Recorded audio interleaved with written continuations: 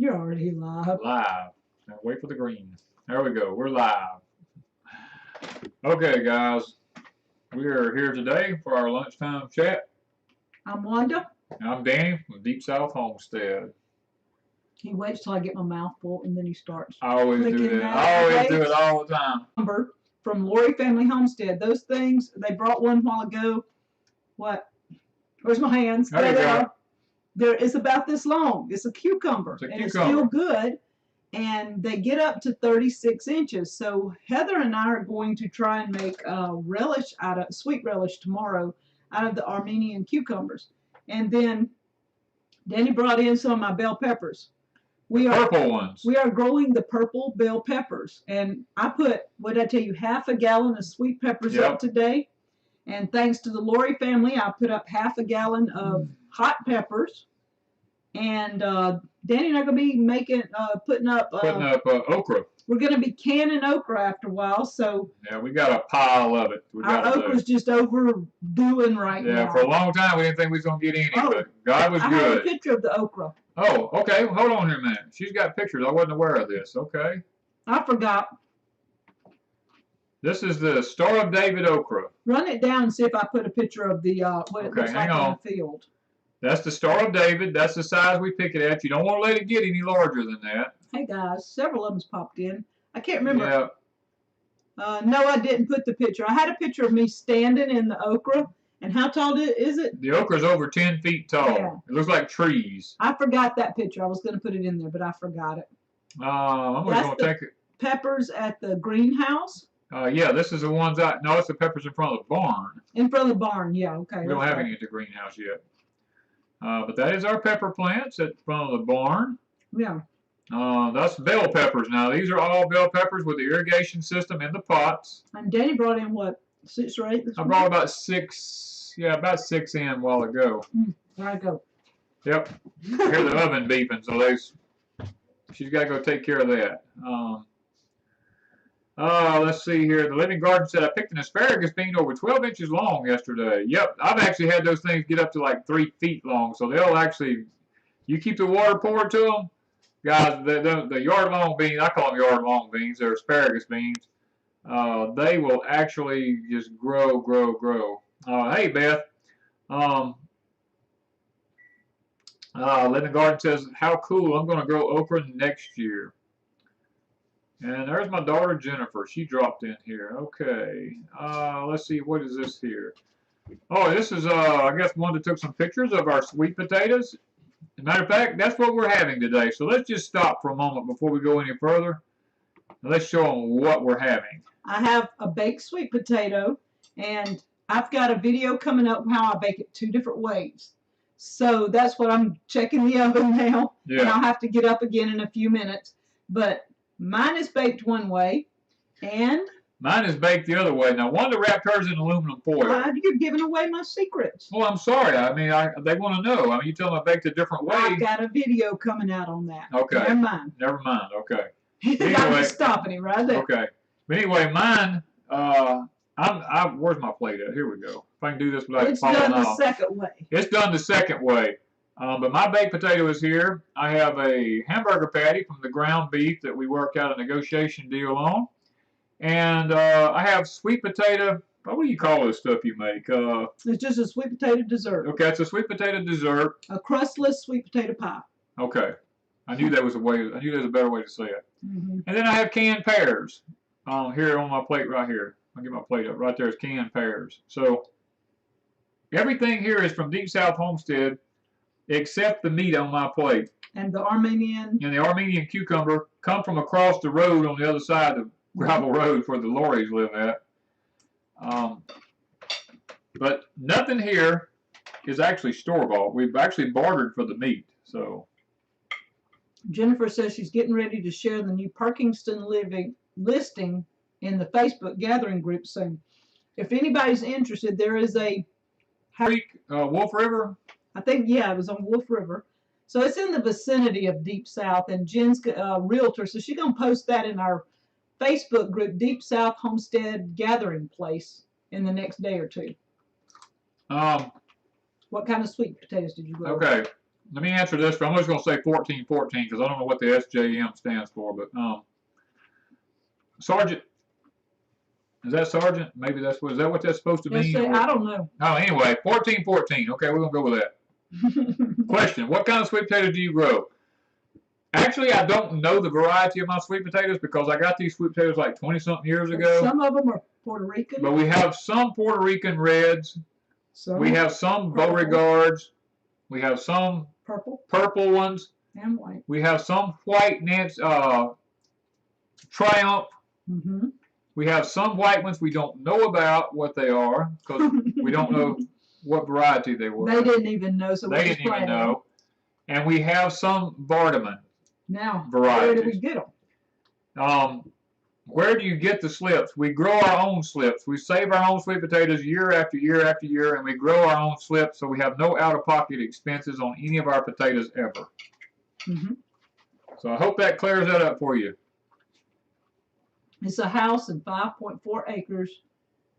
There's an additional 8 acres if you want it, equaling 13. 13.4 acres. Yeah. Nice looking place. She's already given people previews of it. Yeah. Looks nice.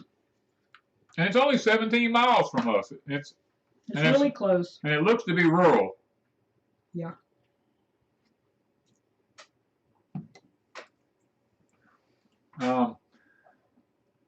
We actually got something from the Country Homestead Preacher this week, didn't we? Yes. Can I show that? Please do. Hold on. I forgot. I meant to. I wanted to remember this, and I told her that we should remember this because we always do. Let me find it first. That's right, Renee. We don't do no little kitchen garden. We actually, I guess you say, we actually survive off of our land. We do not go to a grocery store, and we don't buy all of our vegetables from grocery stores. We don't buy canned goods from grocery stores or anything like that. Any of y'all who knows us knows that we live completely 100% off our land, except for a few things that we just literally cannot grow. Okay. This is from Annabelle. This is from Annabelle now. Let me make sure. And she signed it, the Country Homestead Preacher's daughter, Annabeth. And so I'm not going to read the whole thing, but she was telling me about their plants and everything. They were getting a lot of okra and stuff like that, wasn't it, I believe? Yeah, okra and beans. I think they did rattlesnake beans, watermelons, eggplant, peppers. But this is what she gave me, guys. Let me get it. Where is it? There. There you go. Can you see most of it? Maybe arriba just a little bit. There you go. Okay. She drew me and Danny and Hank. Danny with this Danny corn. Me with Hank. And porch time. And she drew a porch for porch time. The sun, the house, and inside the house has actually got chairs and a table. So I thought, and it says welcome over the door. Yeah. And she did an awesome job. So Annabeth, thank you so much. I thought that was pretty cool. Yeah. We always appreciate stuff like this, guys. You actually had a bucket in your hand with potatoes in it. Yeah. And then the corn out beside it. Corn was out beside it, yeah. And I had a bucket, but yet I was with Hank. You was playing with Hank. And that's probably tomatoes there, I'm thinking. So she did an awesome job, y'all. Awesome job. Okay. Yeah, yes, Renee, we're thriving. We're not just surviving. There is a difference.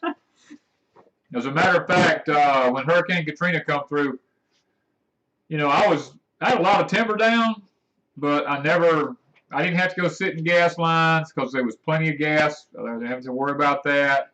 I never had to go to sit in a food line, anything like that. As a matter of fact, we eat steak and shrimp and all that every day. This was before me. That was before Wanda. That's my wife that passed away. But we ate like, you know. We still do. Yeah, we still eat that way. Country Homestead Preacher said we made Annabeth's day.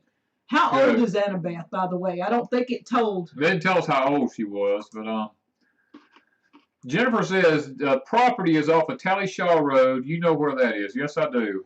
Hey, Ash. She's coming to help me. Yep. Actually, you ought to see the floor. I meant to take a picture of the floor and so we could show y'all what the floor looks like, but I didn't have it. Our floor in the dining room is probably 3/4 of the way covered. Probably half. Half the dining room.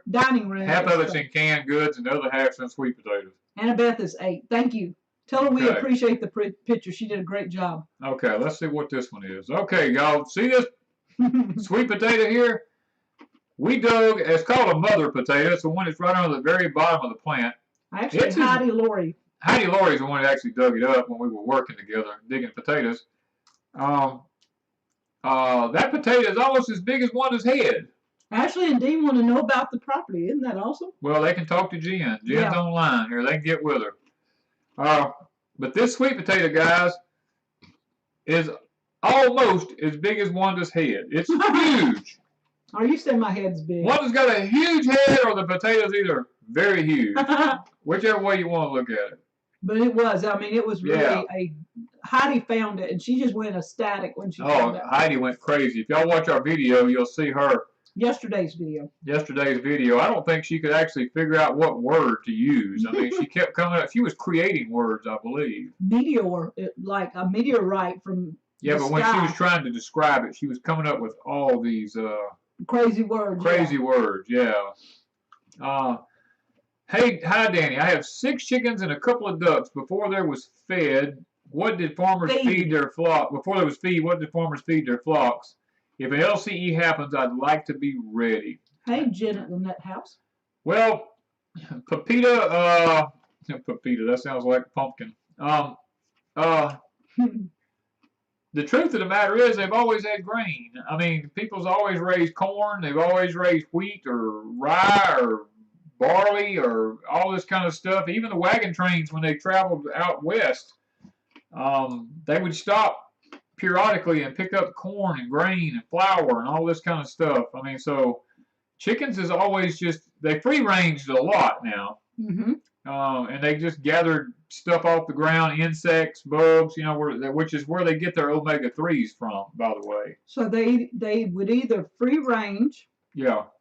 Or if you grow some kind of wheat or something, most people don't. We don't grow enough to make wheat. No, we don't have enough. That's a lot of. You've got to have a lot of land. We don't have enough land to grow that. To grow corn, we grew a lot of corn last year, Danny corn, and even with all the corn we grew last year, we could have only fed all our animals a month. Maybe a month.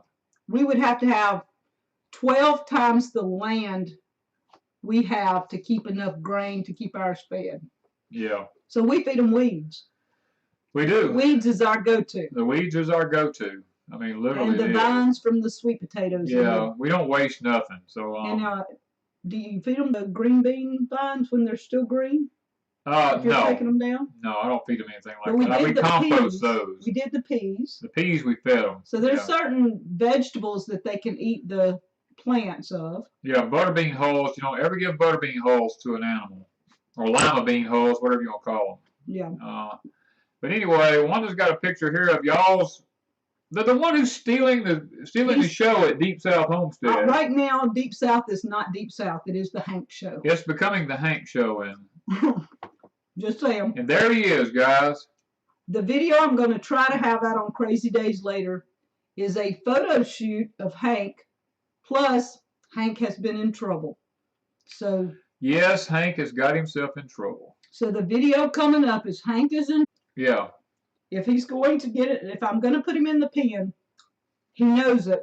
Yep. So I've had to learn to outsmart Hank. So Which ain't easy. It's not easy, but I don't feed him when I go out. And he goes with me everywhere I go, and we feed the animals and do all this. When I get ready to put him in the pen, instead of me trying to chase him down and catch him, I just walk in his pen and start putting his food down, and he comes because he's curious to see what he's got to eat, and I sneak out and lock the door. If I call him, he won't come. He won't come. At all. He runs from me and sits down and looks at me from a distance. And I can't catch him because he's so fast. So I've had to outsmart him, and right now that is working. As long as I withhold feed until I'm ready to put him up. Yeah, we feed him last. Yes, not first. He gets to eat last. So we're figuring out ways to outsmart Hank.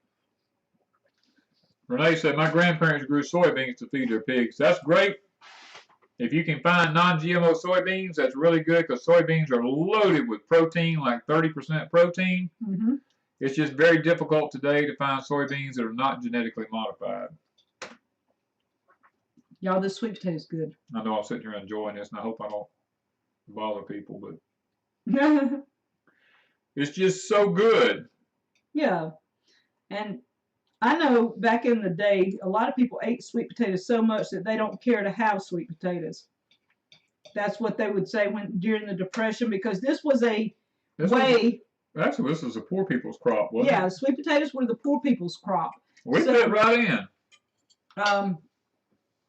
What you usually do with the sweet potatoes is so easy back in the Depression era time to make, like, one sweet potato make how many slips? 10 or 12? Or more. Or more. So if you've got enough sweet potatoes to make a bunch of slips, then they multiply really well, and they will. You can save them in the cellar or something for most of the winter. Mm-hmm. So you don't have to do anything to them. We can a bunch because we want to take them on into the next year. Plus, I like having my potatoes already done, and I can make my desserts or pies or whatever I want to make. I've got my sweet potatoes baked, sitting on the stove ready, so that you just walk by and get one. That was your snack. That was your supper. Yeah. That might be breakfast. Well, if you carried lunch, I mean, you just throw an old sweet potato over in your lunch. It was already cooked. Mm-hmm. It was still in the hull. We call it hull, but it's a skin. Yeah. And it was just really, really good for you. Yeah. And it's a new superfood today. Yeah, nowadays they figured out it's a superfood, but it's always been a superfood. Mm-hmm. It always kept people from starving to death.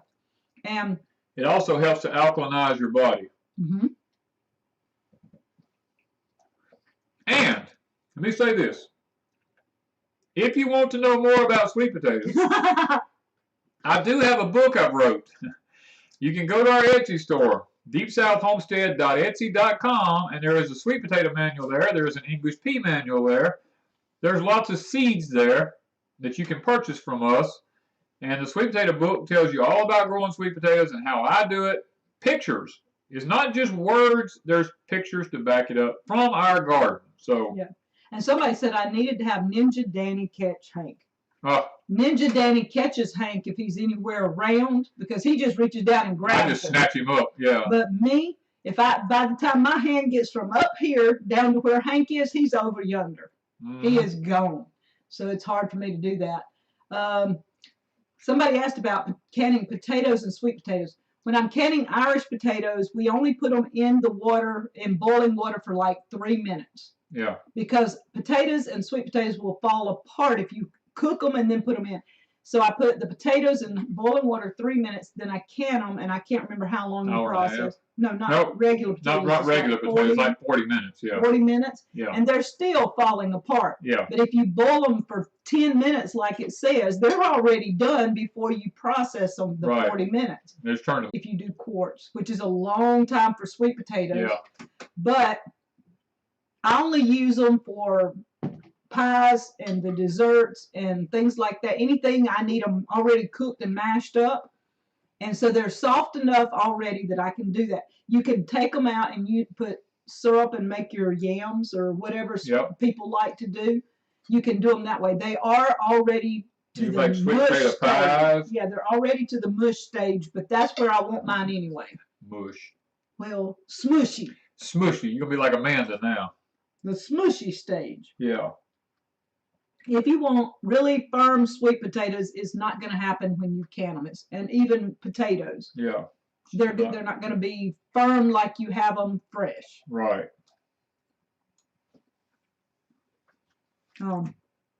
Jen said it's kind of funny that a lot of the peasant food from generations past are now superfoods. I saw that. That is really funny because asparagus. Yep. You plant it once, it gives and gives and gives. Sweet potatoes you can do. Potatoes is another one. Superfoods. What was the other? They was just blueberries. Yeah. We planted our blueberry trees, and this year we got probably 4 or 5 gallons off of them. we're looking every year for it to increase as the tree grows. And blueberries is a superfood. Yeah, it is. People would plant blueberry trees to have a few to make pies and stuff years ago, but now it is a superfood. So superfood, they've learned that it's loaded with anthocyanins, which is a very good cancer fighter. Yeah, and we just like them any way you can do blueberries, just about it. And that goes with sweet potatoes. Sweet potatoes is the same way. We eat sweet potatoes just about any way you can fix them. I've not found a bad way to make sweet potatoes. I even did the sweet potato flatbread. Yeah. I did a video last year doing it, making it, and then I never put it up because other people were popping it up off and on. So I didn't put up my sweet potato flatbread, but you can make flatbread, which is used any way flatbread is used. Yep. So you can do your sweet potato. I think it's like 3 ingredients, and you have flatbread.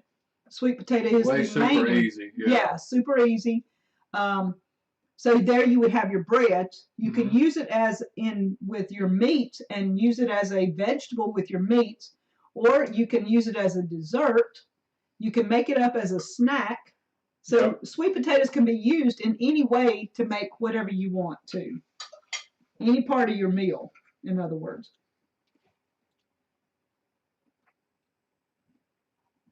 I gave my thumbs up. Have you? All right, I'm trying to. Renee said she remember picking elderberries with her grandmother, thinking, why are we picking weeds? Yeah. Ms. Rose said, I really wish you guys would write a beginner homesteading manual. I am on the search for books, and I would be one of the first to buy it. If we had time. Yeah, time's our big issue. I have videos that I've not gotten out because they're going to be obsolete by the time I finally get around to it. I know it. And 2 videos I promised you guys I can't put up. One was frying okra in the air fryer.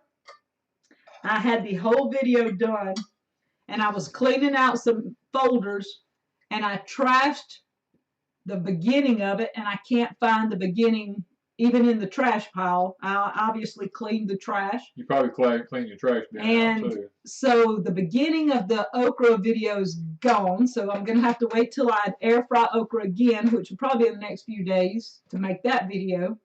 Then what other video did I say I lost part of? There was another one. I can't remember. There's another one I promised, and I lost the beginning of it. There's been a bunch of them. Because we do the beginnings, then we do something else, and then we do the endings. And the beginning and endings get mixed up in other videos. And when I get through with the video, I trash the folder without really looking at everything in it. And I shouldn't do that.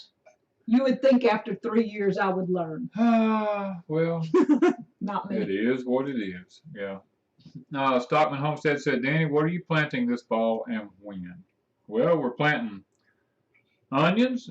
We'll be planting the onion seeds probably in the middle of September. Are we ordering any from Dixondale this year? Or are we going to chance? We're going to try to, well, we got all the way till November. Dixondale don't even put their onion sets out till November. So. Okay, so Hoss Tool was talking about Dixondale onions on their video this week. Yeah, this week. And we found Dixondale gave the best information, had the best plants as starter plants. Now, we've ordered seed this time. We're just curious to try from seed. And if that doesn't work, we can always order from Dixondale. That's the reason I'm doing it early, so I'll have time. Yeah. So if you guys are looking for a source to order onions. Yeah, Dixondale is is the best as far as I'm concerned. November 1st? November 1st, they start. I think you can start ordering. Yeah, you can start ordering. The main thing with ordering onions is make sure you find out if you have the right variety for your area. Whether you live in an area that's long day, short day, or if you need, or you just need to get the day neutral variety. Check the charts and see what does work in your area. You might like our Texas Legends and you think that's a good onion, but if it's not going to work in your area, don't buy it. Right. To be safe, you can buy any day neutral variety, and you shouldn't have any problems. But last night with 27 people, and she and Mike were the only ones who knew what a hush puppy, collards, fried apples, and okra was. September of 2014. Mm-hmm. Once you can them, I would say 5 years plus, because they just don't last 5 years here. I don't. Ours. We have some from last year. We have all of them. All of our sweet potatoes. I have some left from last year, but we've totally cleared up all of 2016 and most of 2017 sweet potatoes. Yep. So ours came in at a really good time, and we're eating fresh sweet potatoes every day. And then I'll start canning for the winter, and I'll, into next year. Brenda, sounds like you need to get you some guineas to go around your place. Yeah, guineas would help. Guineas would take care of them seed ticks. We've not had ticks. That's something we have not found the first tick this year anywhere. You found one on Hank. A real little one, yeah. A little tiny one on Hank. The first week we got him, and I'm not sure if that was already on him when we got him. I don't know. Something, because it came around and was on his eye, and that's the reason I found him, because he was white, and it was a black spot on his eye. That I think the day after we got him. Yeah, he may have come from where we got him at. It may have come that way, but it's we just don't have any ticks here this year. I mean, I wade through that deep grass. I'm always in the woods out there. I mean, I'm always out with the animals and everything, and I've never found a tick on any of our animals. So we're blessed. We're really blessed. Okay, so Tranquil Waves is wanting to know, where do you recommend getting potato slips, and what varieties do you like best? We sell a few of our slips, but next year we might get into selling more, but we probably will. You can look online. Several of your companies will you can order slips, but they don't start selling them till way in May, maybe, at least May. Yeah, it's always too late. For us, it's too late. It's too late for us. We need ours in the ground earlier. Yeah. And so we just grow our own. If you can get some organic sweet potatoes, I would suggest growing your own. And Danny has his manual on our Etsy store. My manual shows you how to grow them. Yeah, don't watch all these people with water stuff. That thing about sticking a sweet potato in water, just trash that. It'll work. It'll work, but it's a long, long process, and you don't get very many slips. It's just just nasty. I get my book. My book shows you how to do it right. Put it in dirt. Brenda said they had guineas, but the coyotes ended up killing them. Well, that means you need to kill the coyotes. You're on to a killing spree, aren't you? You can ask Wanda. If anything comes on my property, it dies. If it don't belong to me. We haven't got them foxes yet. We got 2 foxes, but I just really hadn't put forth the effort to take care of them. They hadn't manifested this year. They hadn't except in the cornfield. They did get in our corn a little bit. We didn't see them, but we see where they've been in the cornfield. Yeah, you just need to get rid of them coyotes. I killed every coyote there was in this place, literally. 15 years ago, maybe? I killed the last one when me and you was married. Yeah, one, but I mean... That was the last one that we saw. But these fox were out here last year. That's the first year we seen the foxes was last year. We saw them off and on all summer. And then we've not seen them again, but we see where they've been in the corn. And so we know they're still hanging around. And that's why we can't let our turkeys just free range where we want to because of the foxes. Until they're gone, the turkeys have to Which I figure as soon as persimmons start dropping this year, I'm probably going to take them out. You'll find them. I'll probably find them and take them out.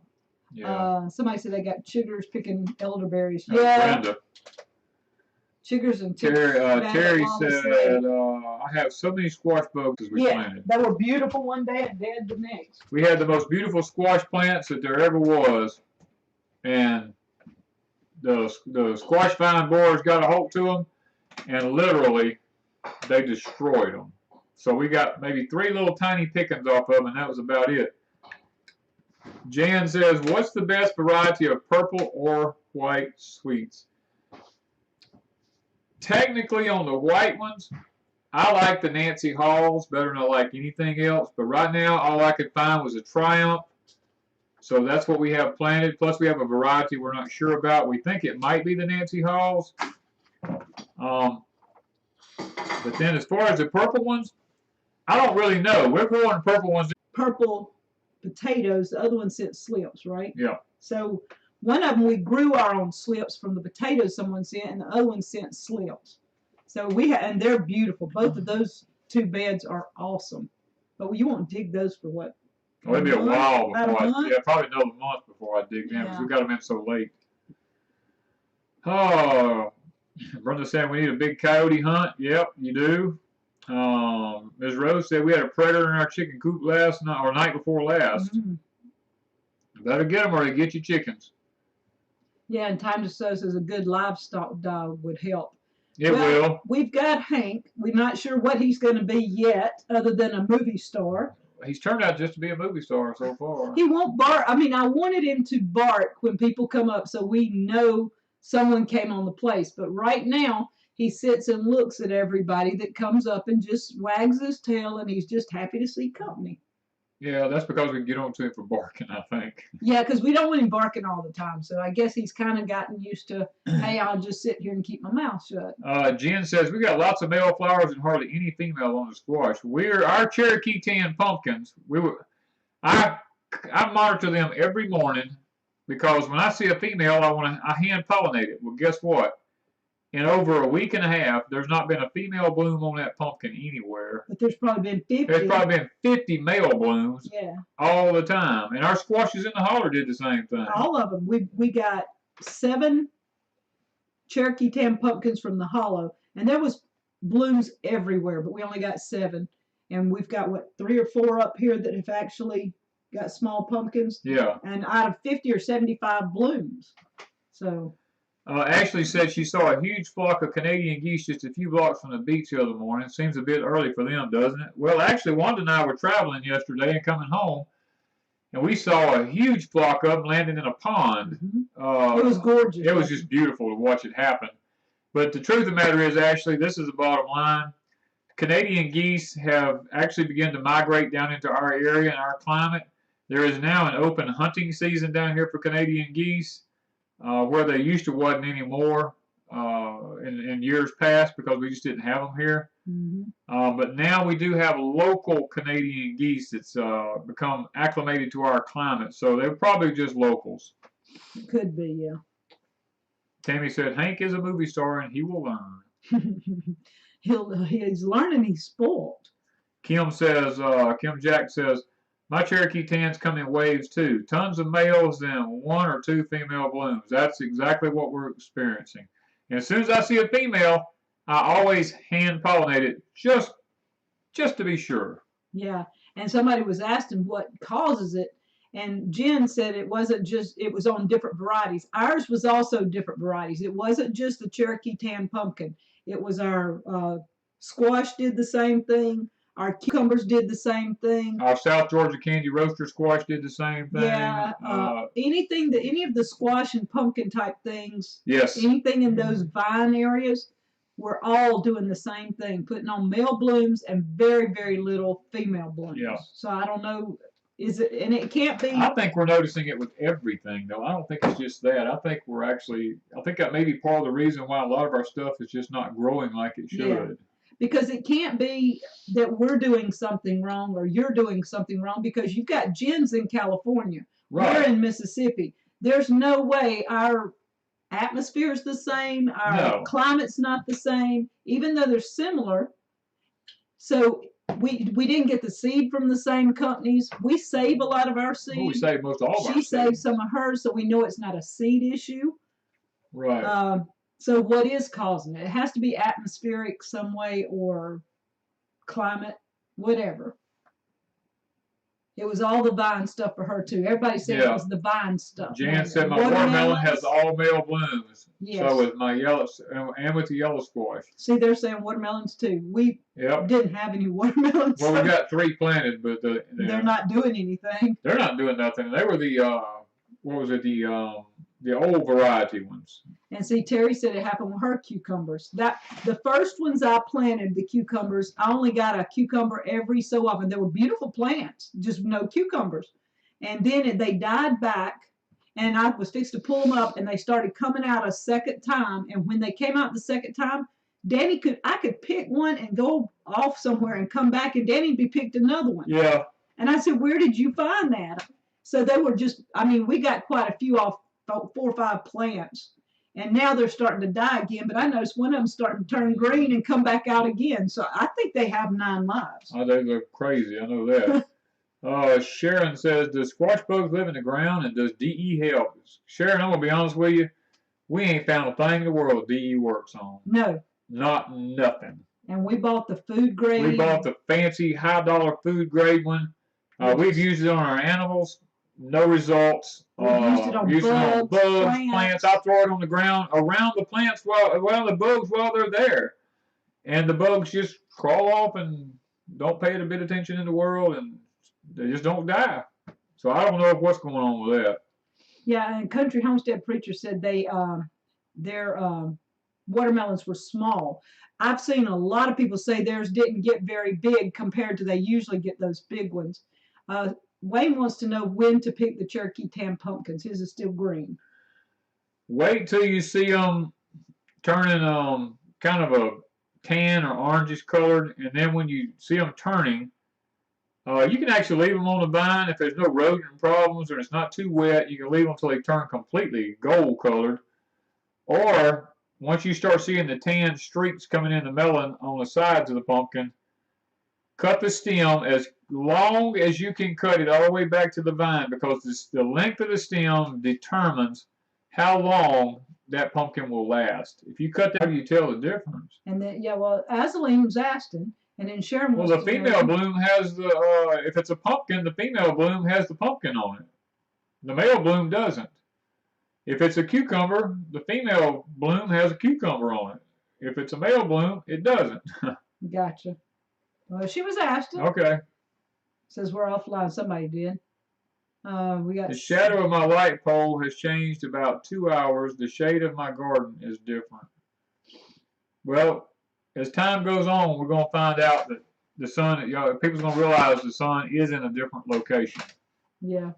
And you want to talk a minute about the black plastic versus the clear plastic? We put that video up today. If y'all hadn't seen it, we're still leaning toward the black. Well, guys, I'm going to tell you, I went back and looked at all the research on the solarization versus occultation. And we're not doing it to kill weeds. No, our purpose is not to kill weeds. Ours was to kill root nematodes. People watched the video, got it all screwed up. They thought we was trying to kill weeds, and it's not why we're doing it. We'd just plow if we kill them. If I was going to kill weeds, I'd just keep plowing the ground. But actually, we learned if you're going to kill nematodes, you just keep plowing the ground. But the solarization with the clear plastic is not working as well as the occultation with the black plastic does. Actually, we're having a lot better results with the black plastic than we are with the clear plastic. So far. They're both the same mill plastic. I don't know what to tell you. They're both done identical. The black plastic is a lot wetter underneath it than the clear plastic is. It's just one of those things, guys. I'm telling you. Research says that the clear is 100% better. We stick thermometers into the ground at 1 inch deep, at 3.5 inches deep. The black plastic is getting hotter in our environment than the clear plastic is. So as far as I'm concerned, all this research that's been done don't work here as of yet. Yeah. And we're working with root nematodes. Everybody keeps thinking we're doing the weeds, but with weeds, the clear plastic may work better, but we haven't figured that out because there's no weeds under either one right now. Well, there's weeds starting to come up under the clear. Under the clear? Yeah. So they're starting to push the clear plastic up off the ground. Well, I didn't notice that, but when we were doing it. We'll do with the weeds next week. See how many weeds. That would be 3 weeks in. Yeah. So we'll see with the weeds. Yeah, Beth said she knew we would get better results with the black because it's helped them tremendously. Well, in my mind, I really thought that. But after reading all the reviews that everybody's done online, it seems like everybody's saying, oh, the clear plastic is the way to go. You know, you can't go wrong going with a clear plastic. Well, everybody lives up north. Everybody must live in a northern climate, that's all I can say, because down here, the black plastic is outperforming the clear plastic way, way, way. And Wayne says he wonders snakes don't get under the plastic. It's too hot under that plastic. We don't have that much problems with snakes anyway, so it's not a really big deal. Yeah. And Gothic is, I was thinking the same thing, Gothic. Yeah. Sugar. I would have thought it was more like a greenhouse and everything's going to grow under it. Yeah. And stuff is starting to grow under it. We don't want it to grow, you know? Right. We want to kill the root nematodes. I want it to get so hot that it kills the root nematodes in the ground. And right now, all it's doing is letting weeds grow under the plastic. We'll see if we're trying it. I told y'all I'd do the experiment. I want to be able to see. Azaline says in Nova Scotia, black plastic is the way to go too. Yeah, if you, I'm just trying to prove the theory. I mean, you know, that these universities put out there, and I'm just trying to see, is it truth or is it false? Because the bottom line is this, guys. A lot of people look at this kind of stuff online. And they're thinking that just because a university says it or just because someone did it, that that's the way it's supposed to be. And I don't take nobody's word for nothing.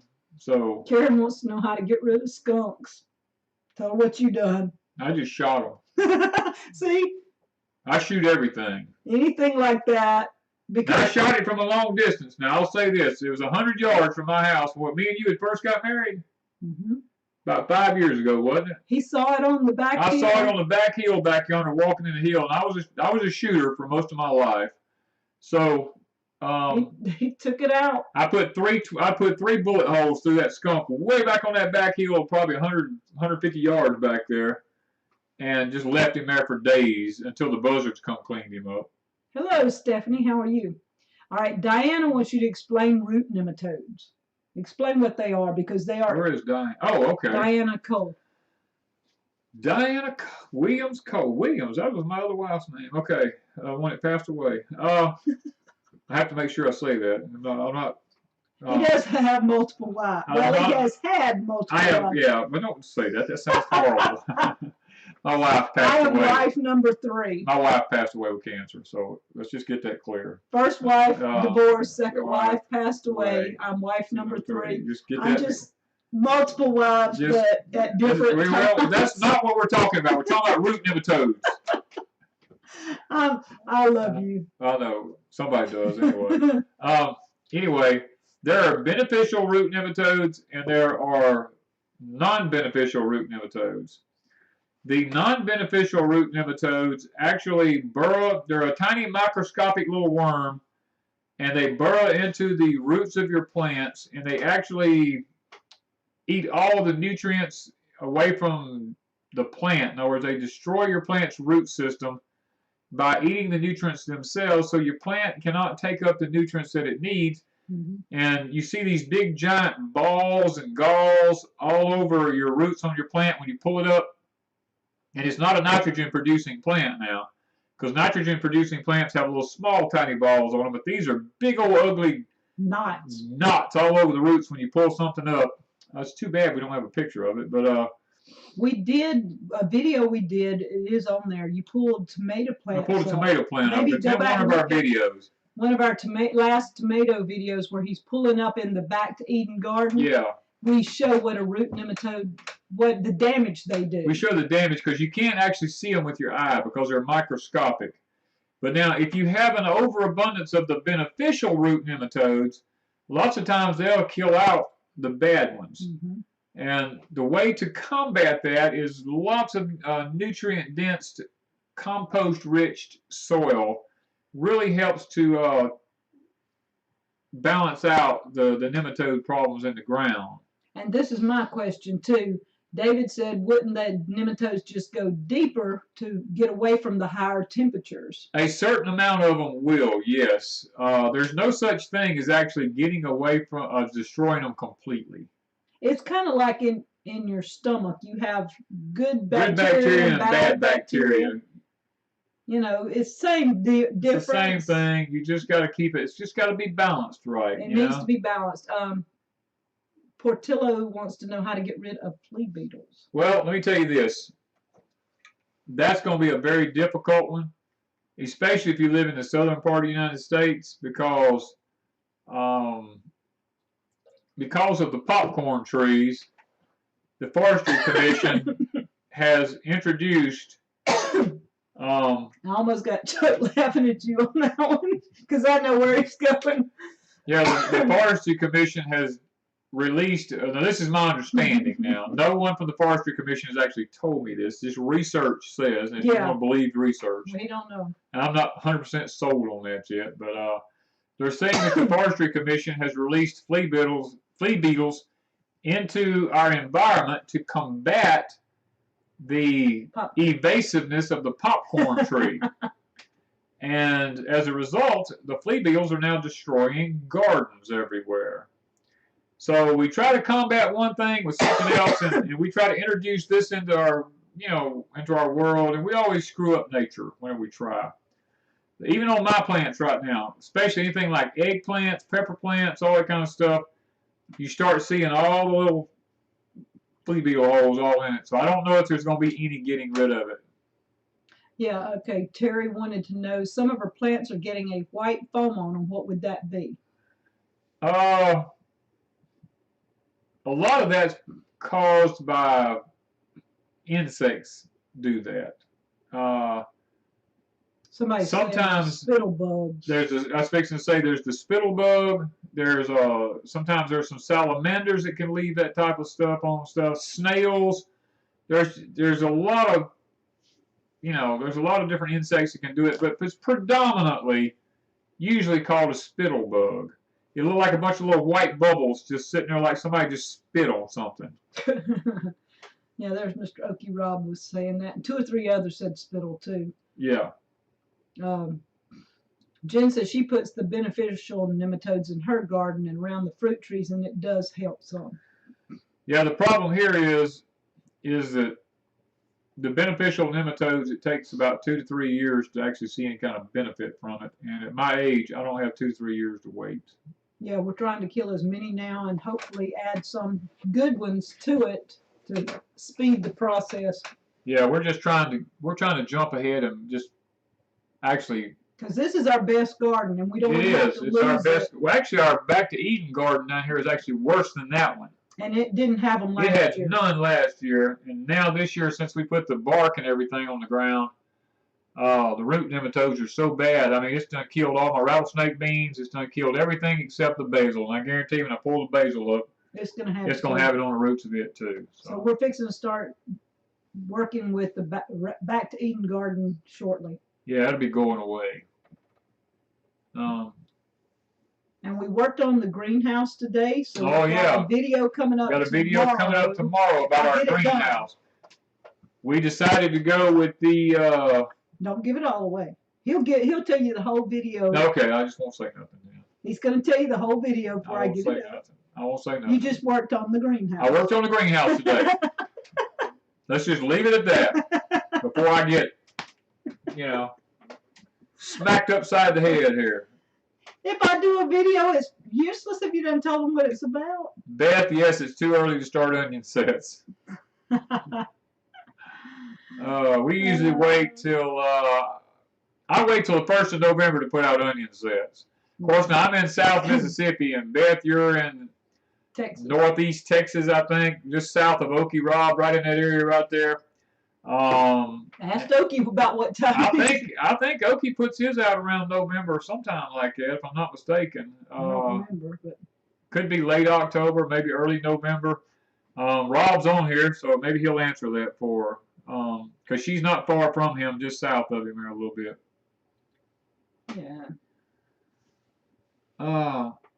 I think those mulches bring a lot more than wood chips with them. Well, Renee, you're right, because you can actually, I'm going to tell y'all something. We have found this year, we have more problem this year. We've never had this on our property anywhere now. This year we have found, I don't know if y'all are familiar with what they are called a little German roach. It's a little tiny roach, about no longer than a ½ inch long. It's a little small one. It's hard as hell to get rid of when you get them. Those things are in my cornfield. They're in my garden. They're just in the woods. If you move anything, they're there. And we've never had German roaches before. We've had the big old wood roaches everywhere, but these German roaches, see, I mean, it doesn't matter what you put down anywhere on the place, not inside the house yet. We're trying to keep them out, but outside, Daddy shut the corn back, and they're coming out of the corn. So, yeah, they're coming out of the corn. Dry corn, you got to pull the shucks back.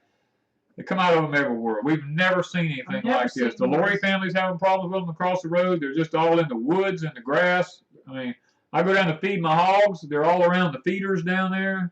Yeah, I mean, and this is the first year we've ever had a German roach here. So I don't know what's going on. That's a new one on us, too. Yeah. And Rob says he doesn't buy his sets. He buys them in the spring. And he plants them. If he's planting seeds, he said he'd start in the middle of October. Okay. What we normally do is we used to try to plant the little bulbs, and you never get an onion that way. You never get a bulb. Yeah. They always just stay little bitty things. But now if you plant the seed and you pull the little sets up and put them in the ground, then you can grow a nice big bulb on them. We've learned that here. Yeah, as Federally said, the German roaches are bad there where they're at in New York, but the DE does help there.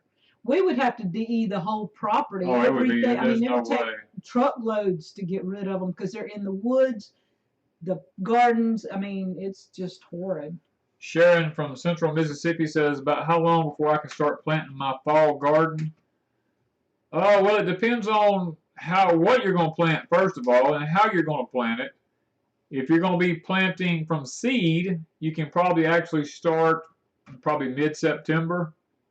But if you're going to be planting, just buying your setting plants or something like that, you can probably wait till probably the first week in October. Yeah, probably. Because we're going to be, somebody asked, I don't know if you got past the onions, but we're doing onions. Oh, yeah, we're doing onions, broccoli, probably a few collards, cabbage, kale. Now, let me tell you something about the kale. What we'll probably do with our turnips and our kale and stuff like that, we have food plots on the back of the property back here where we hunt deer at. We'll probably just plant our kale and our stuff like that in the middle of the food plots and for the deer. And what they don't eat, we'll just harvest for ourselves. Do we have a video on onions from seed to harvest? This will be our first time with planting the seeds to make our own sets. Beth said, when should you start the seeds for the sets? Beth, if I was you, probably the end of September, 1st of October, I would do it then. Yeah. What can I do to get my Cherokee tan pumpkins to put on fruit? The vines look very healthy. Albany, everybody's having that problem. We have probably 30 or 40 male blooms to every, maybe 50 male blooms to every one female on ours. It seems like everybody this year, not just the Cherokee tans, it seems like everybody this year is having problems with all types of vines. Anything that's on a vine. Anything on a vine has all male flowers, whether it's a cucumber, a squash, a pumpkin, or whatever it is. There just seems to be something going on with it. Something's going on. I'm not sure what it is yet. And this year it seems to be the vine stuff. Next year it may be the beans, and the next year it could be the corn. It seems like it's every year it's something different that's having an issue. So we have to work through every issue. Well, we're having problems with our peppers now. Our peppers were big, beautiful plants, and we're going out there. Well, just since the rain yesterday, it rained very little, but it was mainly a lightning storm. We went out and looked at our peppers this morning. All the top leaves in our peppers are just starting to curl up and shrivel, and the plants are looking horrible.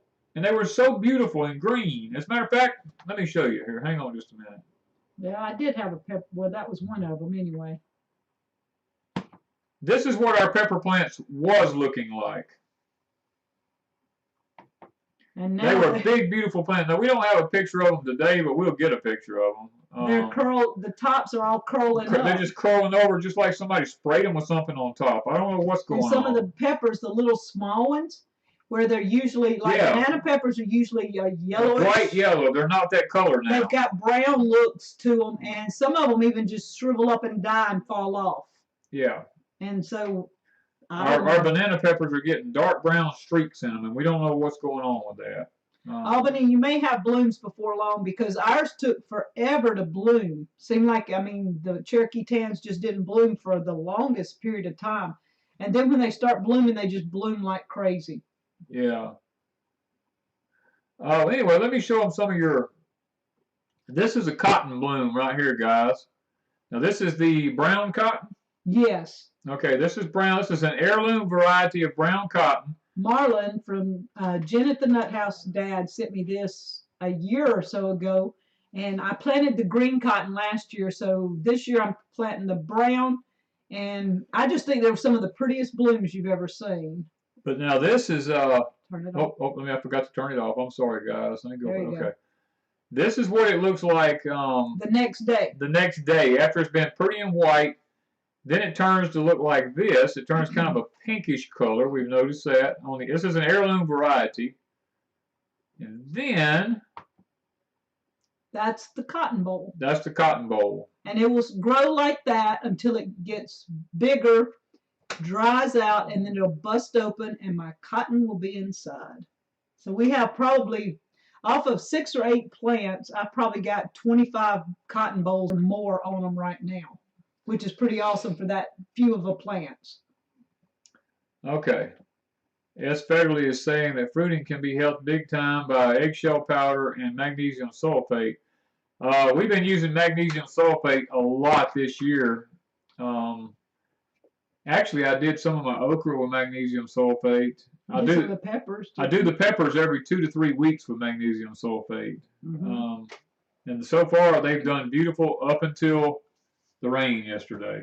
And we've harvested a lot of peppers because we weren't getting any peppers off the first ones we planted. Right. They died. This is our second set of pepper plants. Our third. This is our third. This is our third set. Third set of pepper plants. These are doing fantastic. At least they were, and they have blooms galore. They have a lot of fruit on them, and I've already put up a lot of peppers off of them. So it's actually doing well. If this does, whatever's going on doesn't kill them. Yeah, whatever it is. I mean, I don't know what it is. It just. It's almost like a blight or something. And somebody said theirs is in the shade and doing real well. These were in the shade. Yeah, these are. Some of them were in the sun, and the ones in the sun weren't doing as well. But the ones in the shade were doing fantastic. Yeah. Homestead hippie. She said our lunch is earlier than hers. It's according to where we go by 12 Central Time. Yeah. So you kind of have to figure your time from that. Yeah. Auburn Mountain says they got plenty of eggshells, and we do too. Yeah, I'm doing all kinds of stuff with eggs. We had eggs last night for supper, and again for breakfast every morning. Country Homestead Preacher, she's just growing it for the fun of it. We don't actually have a purpose. We do sell some of the seeds from them occasionally. Yeah. Because we only grow one variety at a time. And they're all heirloom varieties. Actually, white cotton has been, what's the word? It's been modified to be white because normal cotton's not white. Yeah, I guess they grew the colors out of it or something. I don't know how they do it. They bleached it out or they kept playing with it anyway. But mine last year was green, and I did have some green cotton for sale. I don't think there's any on Etsy right now. We do sell a few green cotton seeds, though. I did, yeah. I hadn't put any up lately. Yeah. But our Etsy store is up, guys. We have Danny corn on there. We have the Blue Mochican corn on there. We have tomato seeds on there. We probably have Red Ripper seeds on there. And I don't even know what else. We got several other things. Yeah. Tom Dreamer says, didn't the dying plants happen with our potatoes after rain? Yes. Back in the spring when our potatoes we knew were getting close to being ready to be dug, and they were beautiful and green. We took pictures of them, video, everything. It came a rain. 3 days later, they're dead. They were just awful. Jan says, will you sell any of the bowls like you did the green? Yes, if they actually make it, do okay. Yes. We had to cook a bunch of eggs yesterday to feed back to the chickens and pigs. Yeah, if you have an overabundance of them, right now mine is I've been freezing a lot because if the chickens stop laying, I like to have frozen eggs to use in my baking, and we can even eat omelets and scrambled eggs. But I was going to try an experiment yesterday No. It was a rough experiment. It was a bad experiment. I didn't even, I mean, I started it. She started, but it didn't finish. We trashed that idea because I've seen people dehydrate eggs and make them. You've got to have something to go in the Excalibur besides that flat, what do you call it? It's a film to put. It's a silicone paper to go in it. Yeah. Because I just put a scoop or two of eggs on that film and it just wants to run everywhere. And I didn't want to clean up an eggy mess in my Excalibur. So we trashed that idea. I don't know what you would do to dehydrate eggs in the Excalibur. Somebody would have to enlighten me. Everybody I saw had a round one and it had a bowl-like thing that fit in each one of those. So I don't know. I didn't look online for it. I didn't have time. So I cooked the eggs. J. Joe says, I've heard you mention Danny corn several times, but what is Danny corn, please? Okay, J. Joe, most all my life I raised cattle. And I noticed when I went to buy feed for my cows, all the feed for the cows, the corn, you have to lay it down and hit it with a hammer to be able to bust it. It was just so hard because I didn't buy mine already cracked. And it was really rough on my cows' teeth, and I was having a little bit of problems with their mouths and stuff like that.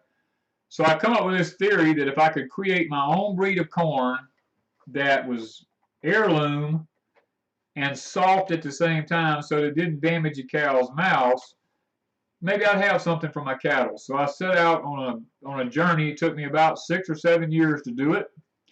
But I actually created a breed of corn myself, and I call it Danny corn. It is multicolored like Indian corn because there is a variety of Indian corn that was actually put into it. And now I have a variety of open pollinated corn that's true to itself from some 27 years ago now. Yeah, probably. That I sell. The stalks will get as big around as your arm is right in here, and they'll grow up to as high as 16 feet tall. They're just enormous stalks of corn. But now, my corn is a very heavy nitrogen feeder. So it takes lots and lots of nitrogen to feed this corn. Now I plant my corn every 12 to 16 inches apart, the stalks. Now I don't plant my corn those 6 or 8 inches apart. 12 to 16 inches apart makes a massive stalk. You go back and look at our videos, you'll see some of the Danny corn pictures that I've got. His corn was this long. My ears of corn will reach from my elbow to the tip of my finger, which is anywhere between 16 and 18 inches long. And it works well in most all areas. We've had, even Eric from up in Minnesota planted it. Did great. And Eric is 6 foot and something like me, and he's jumping up and down trying to reach the ears on it.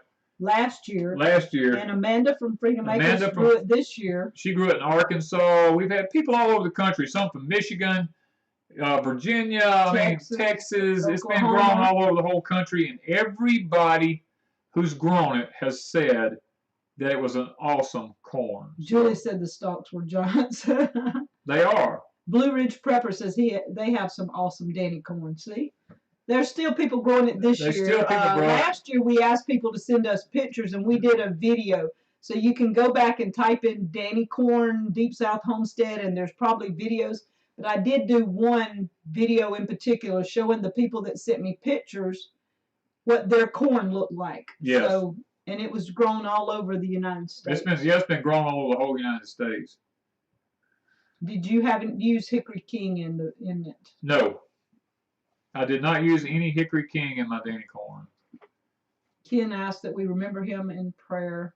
It's very painful. He has shingles. Oh, yeah. Those are. I'm very familiar with them. All right. Blue Ridge Prepper says we have 5 sets of roots on our Danny corn. That's what I was going to mention a while ago. It will put out brace roots, literally 1.5 foot high on the corn, and come down to the ground. And some of the roots would be as big around as pencils. I mean, they're just like big giant tree roots coming down. But the corn we did this year, we did 2 different Indian type corns, and neither one of them put those big brace roots on. Neither one of the Indian corns put that on. I mean, neither one. Hey, sis, 2 families, Sherry, or maybe Daryl. It could be Daryl too. Yeah. You see, hey sis. Oh, maybe it's Daryl. Maybe it's Daryl. It's like, what's your, I'm sorry. Sorry, Daryl. Just kidding. Yeah, it says, Frank Stump says, can you please advise how to deal with voles in my sweet potatoes? Well, Frank, actually, we don't have voles in the South. That's something more that's up north. So I wouldn't know. So I don't actually know the answer to that. I'll be honest with you. Gail wants to know how long does it take to grow Danny corn? And Gail MacArthur, I had a cousin named Gail MacArthur. Okay, Gail. It takes about 120 days in the South to 125 days to maturity, and it'll be a little bit longer than that to let it go to completely dry. So, but now Eric from Life in Farmland, I think, did his quicker than that. Yeah, because he was up north. His process. His grew faster than ours. Yeah, did. Because of the difference in the temperatures and the climate. His grew a lot faster because I thought it would be way into September, October before he could let it dry. His dried by the 1st of September, and he didn't plant until like May or something. Yeah, it all depends on where you live at. I know she said she lives in Northwest North Carolina, but and it should do fine there. You should have no problem whatsoever. Yeah, and Julie's asking for rain. She said they had flash flood warnings yesterday, but not a drop of rain. So it ain't flash flooding, I'm assuming. The round dehydrators have fruit leather trays. Yeah, that everything I saw was with the round dehydrators, and mine is an Excalibur, which is the square thing.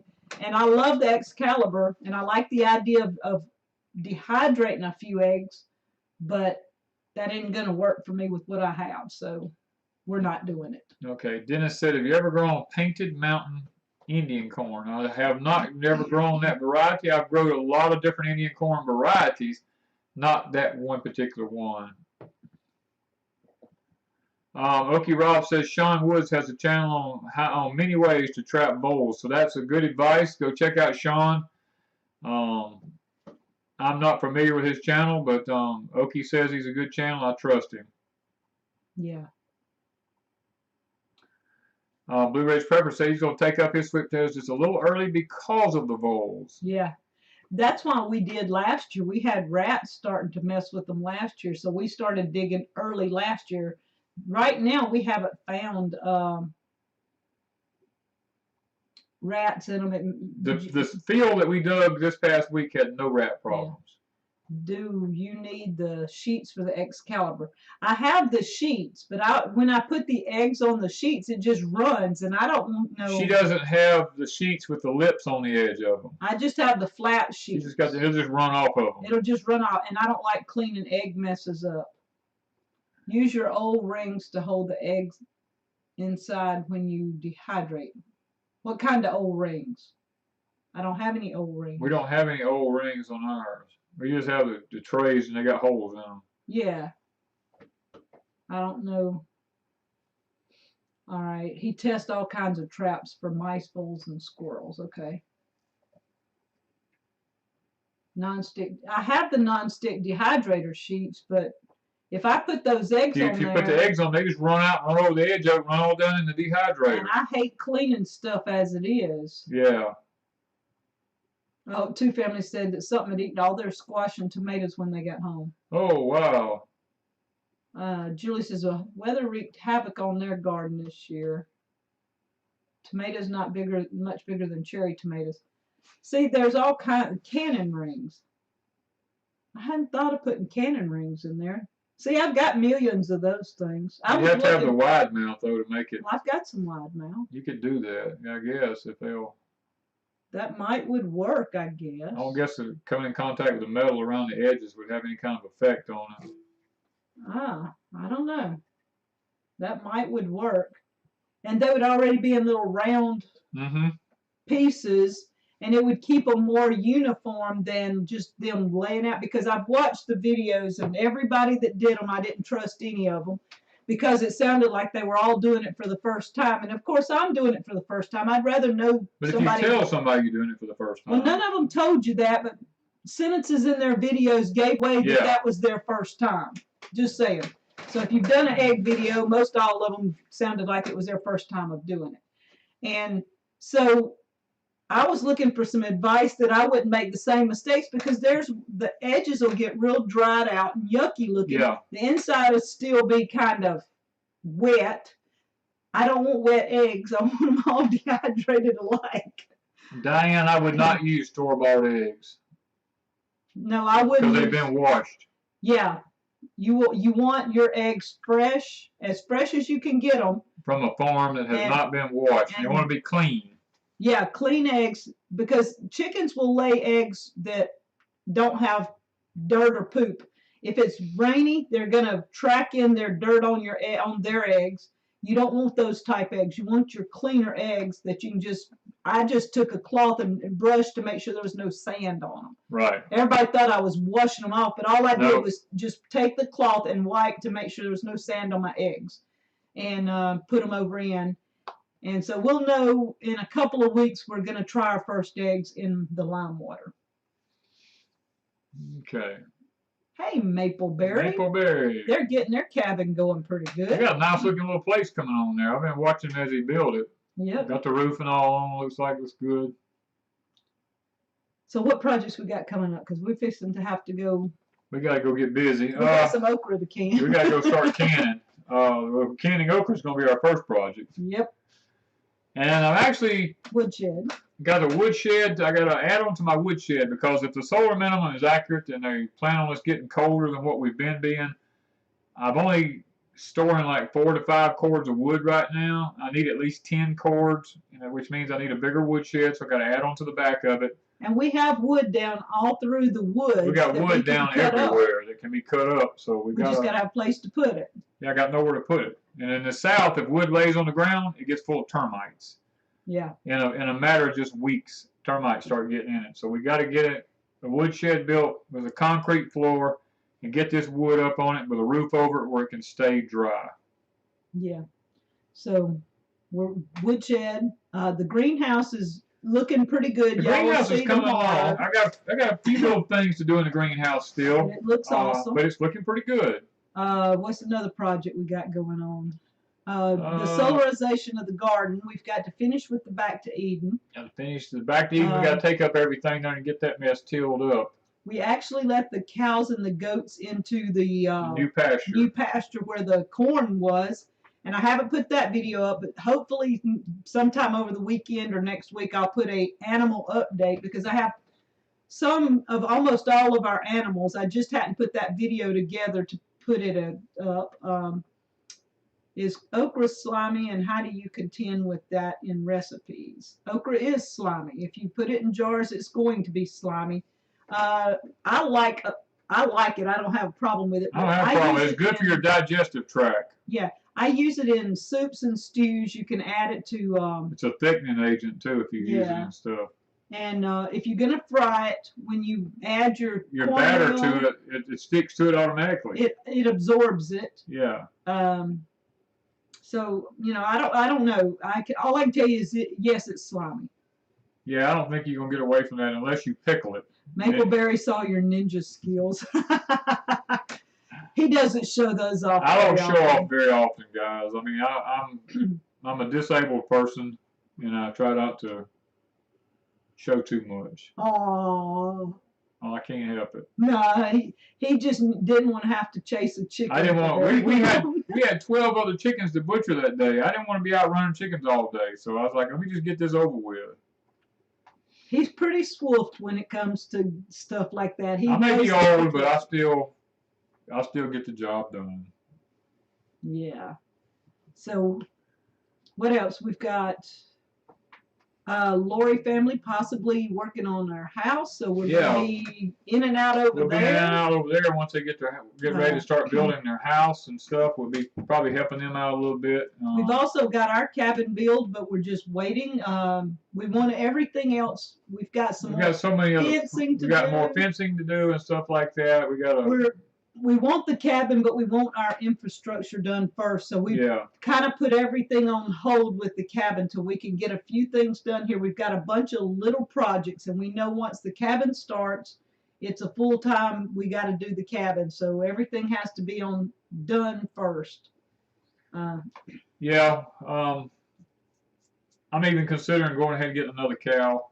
Yeah. Thinking about that. So, I mean, it's one of those things that, you know, I think one cow is just a little risky right now. I think we need two to kind of guarantee us enough meat to last all year. So I'm just trying to make some decisions on what to do. Yeah, because we want to be able to have our own meat. And right now, we're getting there. We're eating a lot of our own meat, which is really pretty good. And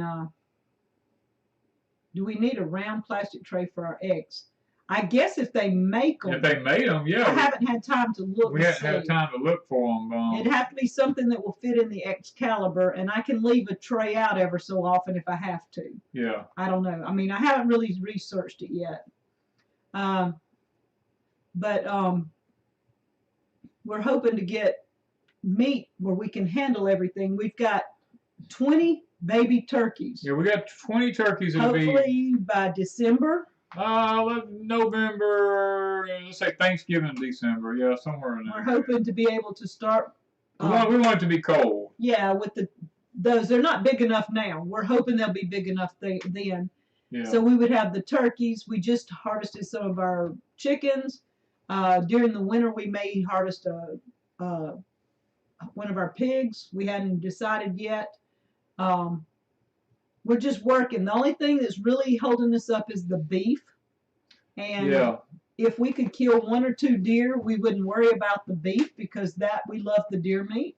So we're just kind of feeling our way through this one because, I mean, since I sold all my land, I really can't run a herd of cattle anymore. I have to kind of go with the Dexter breed, something that's small, something that I can put more on a smaller piece of property and still maintain a good health herd. Because I don't believe in putting too many cows or too many animals on one piece of property and overgrazing. That's where you run into parasite problems and things like that, and I'm not one to do that. I'd rather have just a fewer number of animals on a larger piece of property. Yeah, somebody asked, would plastic jar lids work? I'm not sure. We may have to try something like that That's just going to be an experiment. Yeah, I'll just have to see. We'll check and see what I can find because it was late yesterday when we had been gone all day. We went to my mom's and visited with her yesterday, and she's in her new house and she's loving it, and it fits my mom. It fits her mom. Yeah. And then we went by and saw Danny's dad, and I took absolutely no pictures and no video yesterday at mom's, and only one picture of Danny and his dad yesterday. I didn't even think about it all day, and he happened to say, "Look, take a picture." I mean, we put the camera up yesterday and didn't even. Yeah, it was like a day without a camera. Yeah. And yes, I have went deer hunting with Danny when he killed a deer 2 years ago. 2 years ago. Last year we got to go very, very little. We had so much going on. We set our blind up, and maybe still set up. Maybe twice. Maybe twice we set it. Maybe I don't know. We just didn't have any. Yeah, S. Federally said they missed something because the customer came in and bought all their soil solution, all 25 gallons. Wow, that's a blessing. Must be some good stuff. Leslie says, a friend of mine has the mini jerseys. They provide both milk and meat on her small property, I think 15 acres. We have a Dexter that is bred with a jersey, but it's not a mini jersey. It's a full-size jersey, and we're hoping to be able to milk that cow one day, but I would love to have the mini jersey. I mean, that would be awesome, but yeah. But I mean, there's nobody around here has them. She's not real big anyway because of the Dexter in her. No, she's not. So we're hoping that our Dexter will breed her as she comes into heat, and we're just waiting. We're on the waiting list on when. Because she's just coming of age. She's a year old now. She's a little over a year, yeah. And he's just now getting to a year. Just now getting to a year old. So hopefully, here pretty soon, she's gonna come in and he'll breed her, and we'll maybe have a. And our goats are going to be in about 6 weeks. Yeah. Around 6 weeks or so, we're going to be breeding all the goats. They're all getting there. They're old enough now, but we want to wait till the end of September. And we just want to make sure the goats had enough size to them. We don't want to breed them too early. We want them to be, and they're sassy. If you watch the greenhouse video, they're right up in the middle of Danny trying to do stuff in the greenhouse video tomorrow. Yep. So they're sassy. Matter of fact, I had to get on to them quite a few times. Matter of fact, I had to lock them out, as a matter of fact. Actually, we had to lock the gate. Oh, so. All right, guys, we got to go fix some okra. Yep, we got to go start canning. But we will see you guys tomorrow night, maybe. Tomorrow night? Well, there'll be a video up tomorrow. There'll be a video up tomorrow. We'll see y'all tomorrow on the next video. Well, I ought to say that. If I get the videos done, there'll be a video